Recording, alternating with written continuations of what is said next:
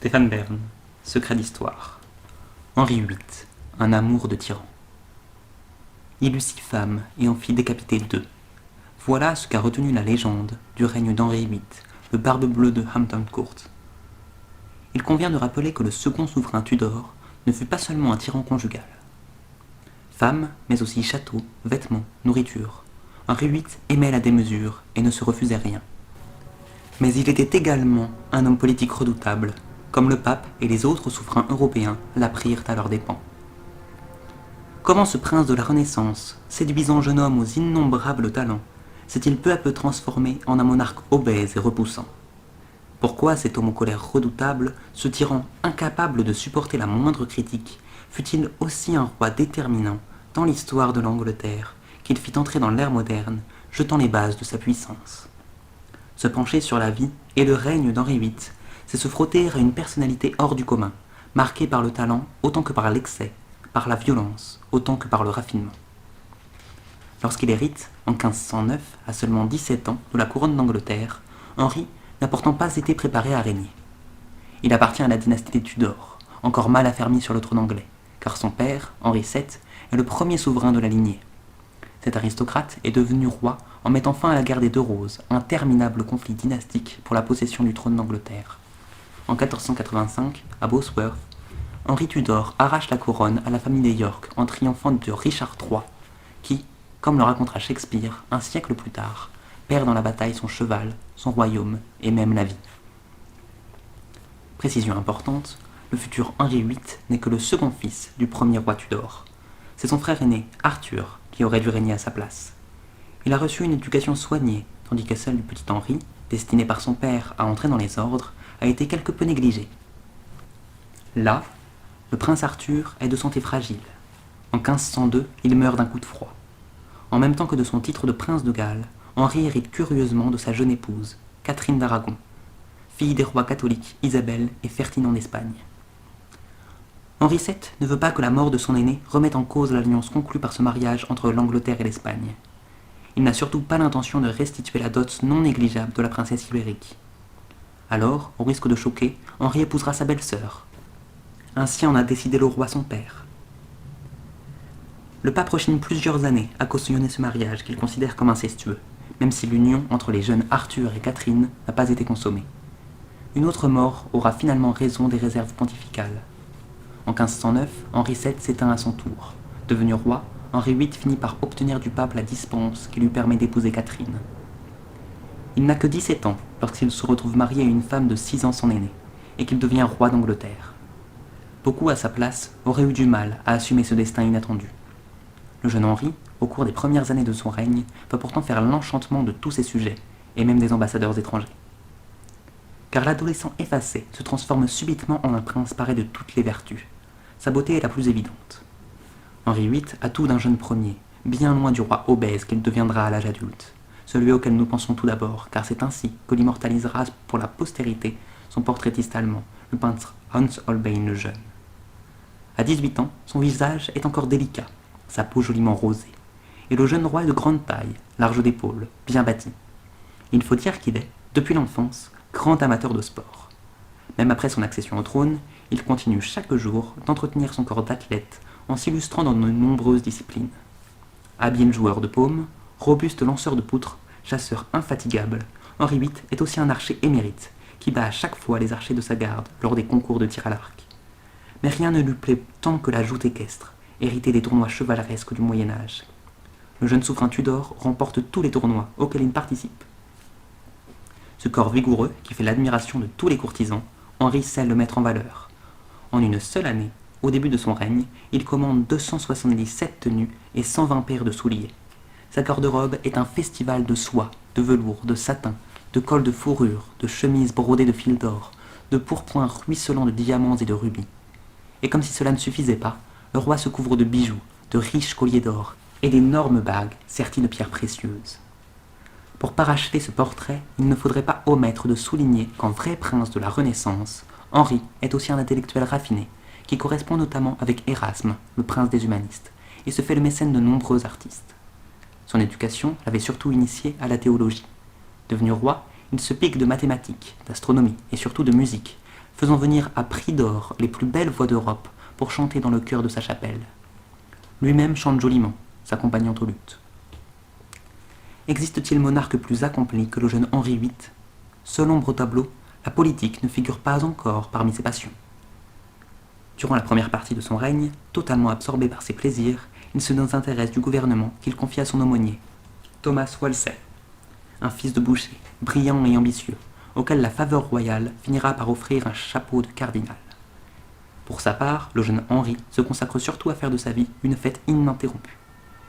De 1509, date de son avènement, à 1513, la moindre fête religieuse ou civile, Nouvel An, Épiphanie ou Mardi Gras, sert de prétexte à des banquets et à des tournois interminables. Ces 4 années lui suffisent à dilapider intégralement le trésor de 1 300 000 livres que son père avait patiemment amassé tout au long de son règne.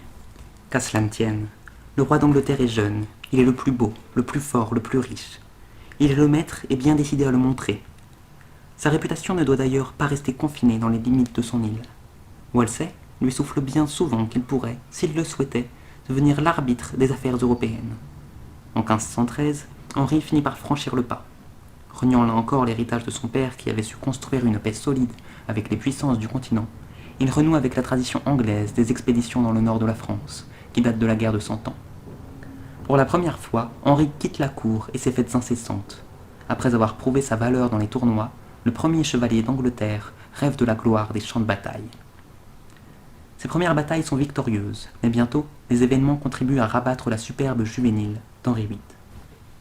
Ses premiers alliés, son beau-père Ferdinand d'Aragon et l'empereur Maximilien, ne considèrent pas l'ambitieux jeune homme comme leur égal. Il y a plus grave. À partir de 1515, il doit assister, impuissant, à l'émergence de 2 géants. Le roi de France, François Ier, et l'empereur Charles Quint sont des souverains plus puissants que lui, dont les luttes incessantes en Italie vont reléguer l'Angleterre aux marges de la géopolitique européenne. Henri VIII est, bien malgré lui, contraint de se contenter du rôle de 3e homme. Il reste cependant un allié de poids, assidûment courtisé par les nouveaux maîtres de l'Europe. Le roi d'Angleterre se sent sans doute plus proche de François Ier. Le jeune Valois n'est-il pas, lui aussi, grand, fort, jouteur émérite et humaniste patenté? Les 2 hommes se rencontrent pour la première fois le 7 juin 1520, près de Calais. L'entrevue se déroule dans ce que les historiens ont baptisé le camp du drap d'or. Car les cours de France et d'Angleterre n'ont rien négligé pour donner à l'événement la magnificence qu'il mérite. Côté anglais, Wolsey a fait sortir de terre, au beau milieu de la campagne flandrienne, un éphémère palais d'été, fait de briques et de bois, abritant une immense salle de banquet, mais aussi une chapelle et des cuisines. François Ier, pour sa part, a fait dresser une tente de 30 mètres de hauteur, recouverte de drap d'or. À travers les festins, les danses et les tournois qui ne cessent pas durant les 3 semaines de l'entrevue, c'est en fait un concours de luxe et de raffinement qui se joue entre les 2 cours.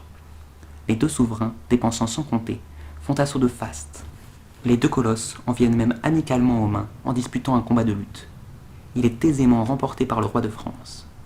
Est-ce la raison pour laquelle, 2 ans plus tard, Henri VIII s'alliera avec Charles Quint? Les relations entre les rois de France et d'Angleterre, 2 hommes qui se ressemblent trop, balanceront toujours entre fascination et rivalité.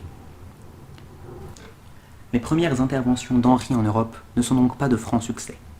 En 1527, le roi d'Angleterre n'a, de toute façon, plus vraiment la tête à la guerre.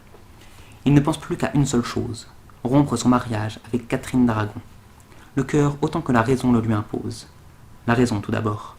Même si la couronne anglaise admet les règnes féminins, Henri veut un fils. Or, des 6 enfants que lui a donnés Catherine, seule une fille, Marie, a survécu. Et la reine a déjà 42 ans. Et puis Henri est amoureux. Il a jusqu'alors eu quelques maîtresses, dans des proportions décentes toutefois, pour un monarque que rien n'oblige à réfréner ses désirs. Parmi elles figure notamment Marie Boleyn, fille d'un de ses conseillers, mais le roi s'est vite lassé de sa beauté blonde. Or, la sœur de Marie, Anne Boleyn, qu'il rencontre en 1525, va, quant à elle, parvenir à pénétrer son cœur. Anne n'est pourtant pas une beauté. Outre ses longs cheveux noirs, son principal atout est sa personnalité. Certains de ses contemporains évoquent même un visage bizarrement allongé, un teint jaune, une dent de travers, ou encore un kyste sous le menton. Grande charmeuse, Anne sait avant tout se faire désirer. Elle fait lanterner le roi pendant 7 ans, ne consentant à se donner à lui que s'il l'épouse. Elle est la première femme à lui, et la curiosité d'Henri n'en est que davantage piquée. Il lui écrit de tendres messages sur ses livres de prière pendant la messe. Et il se met en tête de l'épouser. Le divorce n'existant pas à l'époque, Henri n'a pour seule ressource que de demander au pape d'annuler son mariage avec Catherine d'Aragon. Or, Clément VII, le souverain pontife, s'y refuse absolument. Il craint trop les représailles de Charles V, neveu de Catherine, dont les armées occupent l'Italie. Pourtant, Henri s'entête. L'annulation de son mariage devient une idée fixe. Suivant ses instructions, le cardinal Wolsey mobilise des armées de théologiens qui s'attellent à démontrer au pape que le mariage entre Henri et sa belle-sœur était contraire à la Bible. Mais rien n'y fait, et, en 1529, cet échec suffit à provoquer la disgrâce du conseiller. Elle est brutale, car Henri VIII révèle à cette occasion un tempérament particulièrement violent qui ne se démentira plus. Jeté en prison, le fils du boucher trouve la mort dans des conditions obscures. Au passage, le roi s'empare de tous ses biens, et notamment de la plus belle demeure du cardinal, Hampton Court, sur les bords de la Tamise, qui devient très vite son palais favori. En 1533, après 7 ans de vaines demandes auprès du pape, Henri VIII décide de rompre avec Rome. C'est le tournant du règne et l'acte le plus symbolique de la démesure du personnage. Le roi d'Angleterre décide alors de fonder une nouvelle église, dont il sera le seul chef. Henri peut ainsi braver l'autorité du pape pour annuler son mariage, bannir Catherine et épouser Anne Boleyn, ce qu'il fait le 1er juin 1533. Rarement une affaire de mœurs aura eu des conséquences aussi considérables et durables. Tout à sa volonté acharnée de se remarier, Henri a tout simplement donné naissance à l'église anglicane. Percevant un dixième des revenus ecclésiastiques, le roi devient la principale autorité pour toutes les questions religieuses, y compris doctrinales. Son pouvoir est plus absolu que jamais. Grisé par sa toute-puissance, le roi ne supporte plus la moindre critique. Il devient capricieux, sujet à de terribles colères. Plus rien désormais ne doit s'opposer aux volontés d'Henri, dont le règne prend un tour de plus en plus tyrannique et brutal. Quand, en 1535, l'évêque John Fisher et le brillant philosophe Thomas More, qui fut un temps son chancelier à la suite de Wolsey, lui tiennent tête en dénonçant sa mainmise sur l'Église d'Angleterre, Henri VIII, sans autre forme de procès, les envoie à la Tour de Londres, où ils seront décapités. Malgré ce climat de terreur, la vie à la cour continue d'être rythmée par des fêtes coûteuses. Et c'est le perpétuel besoin d'argent qui explique l'offensive lancée par le roi en 1536 contre les monastères du royaume. En 4 ans, durant lesquels bien des abbés sont pendus, la totalité des établissements religieux est fermée et leurs biens saisis par l'État, qui font le bronze des cloches et revend terres et bâtiments. Henri profite de cet afflux de richesses pour donner libre cours à ses ambitions de bâtisseur. Ne se contentant pas d'embellir ses résidences, déjà nombreuses, il lance de nombreux chantiers de palais. Son chef-d'œuvre architectural, de taille, espère-t-il, en remontrer au Chambord de François Ier, il le fera bâtir non loin de Hampton Court, le palais de Nonsuch, sans pareil. Débauche de richesse et de raffinement, ne sera cependant pas achevé à sa mort. Il sera d'ailleurs détruit à la fin du XVIIe siècle. Toujours plus de pouvoir, d'argent, de châteaux, d'exécutions, mais aussi toujours plus de femmes. C'est alors qu'entre en piste Henri Barbe-Bleue, car Anne Boleyn, après avoir déclenché l'insatiable appétit du roi d'Angleterre, ne lui résiste pas longtemps. Elle tombe enceinte peu de temps après son mariage royal, mais l'enfant est une fille, Élisabeth, et les relations entre les époux se dégradent très vite. Anne, très jalouse, fait d'incessants reproches au roi et multiplie les fausses couches. Un complot dirigé contre la reine, peu aimée de ses sujets, parvient bientôt à convaincre Henri qu'elle est coupable d'adultère et même d'inceste avec l'un de ses frères. Devenue reine, Anne n'avait certes pas renoncé à se faire courtiser, mais les accusations sont mensongères. Toutefois, Henri n'est pas difficile à persuader. Anne est décapitée en mai 1536. Jeanne Seymour, qui lui succède dans le lit du roi, est blonde et effacée. C'est tout le contraire d'Anne Boleyn. Loin de tenir tête à Henri, elle ne veut que lui faire plaisir. Ce qu'elle fait en donnant naissance à un fils, Édouard, en octobre 1537. La douce Jeanne meurt cependant 12 jours plus tard des suites de l'accouchement. Vite consolé, Henri recherche aussitôt une nouvelle épouse dans les cours européennes. Mais sa peu flatteuse réputation de mari le précède et les candidates sont peu nombreuses. Plusieurs princesses françaises se dérobent ainsi, l'une après l'autre. Thomas Cromwell, le nouveau conseiller du roi, vante alors les mérites d'une princesse allemande, Anne de Clèves, qui présenterait l'avantage d'offrir en dot à son époux l'alliance des princes luthériens d'Allemagne. Le portrait de la jeune femme que reçoit Henri ne lui déplaît pas, va pour un 4e mariage, Mais lorsque Anne arrive à Londres, c'est une terrible déception pour le roi. Il trouve une princesse timide, dépourvue d'esprit et au nez insupportablement long. Et s'il l'épouse, c'est pour mieux la renvoyer quelques jours plus tard, avant de faire annuler son mariage. Tant pis pour l'alliance allemande, et tant pis aussi pour Thomas Cromwell, qui est pourtant alors son plus proche et son meilleur conseiller. L'entremetteur, qui a eu aussi le tort de proposer au roi une épouse indigne de lui, est aussitôt décapité. Henri, qui atteint la cinquantaine, est lui-même devenu franchement répugnant. À force d'engloutir de repas pantagruéliques, il approche les 150 kilos. Ses jambes sont par ailleurs couvertes d'ulcères purulents. Mais il est toujours épris de jeunesse et de beauté, qualité qu'il retrouve en la personne de Catherine Howard, nièce du puissant duc de Norfolk. À son mariage, qui a lieu quelques mois après la répudiation d'Anne de Clèves, la jeune fille n'est pas vierge, et elle possède un tempérament certain. Peu satisfaite de son mari, elle entame bientôt une liaison avec un homme de la cour. Rapidement mis au courant, Henri refuse pendant de longs mois de croire à ses dénonciations, qu'il tient pour des calomnies. Mais il finit par céder à ses conseillers. Après Anne Boleyn, Catherine Howard est la seconde de ses épouses qu'il fait décapiter pour adultère, en 1542. Après avoir sombré dans la dépression durant quelques mois, Henri repart une dernière fois en quête d'une femme. Or, son ultime choix matrimonial sera de loin le meilleur. En 1543, il épouse une simple fille de chevalier, Catherine Parr, femme d'expérience, déjà 2 fois veuve, espérant qu'elle prendra soin de lui et supportera ses accès de colère.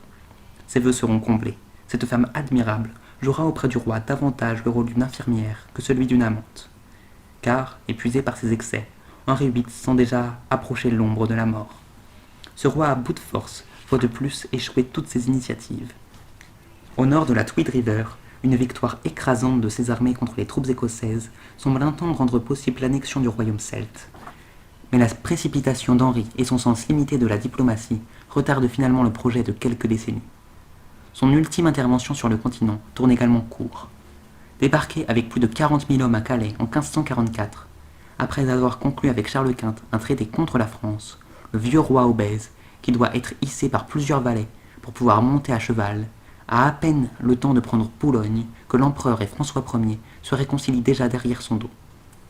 Le retour en Angleterre est teinté d'une profonde amertume.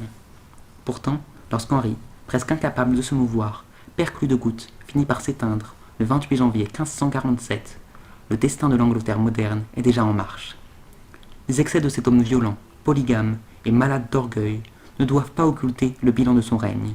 Son pouvoir sans limite a paradoxalement contribué à renforcer l'État, tandis que sa rupture avec Rome a permis l'affirmation de l'identité nationale anglaise. Sur les traces de son père, le roi Tudor a enfin encouragé le développement militaire et commercial de la marine anglaise.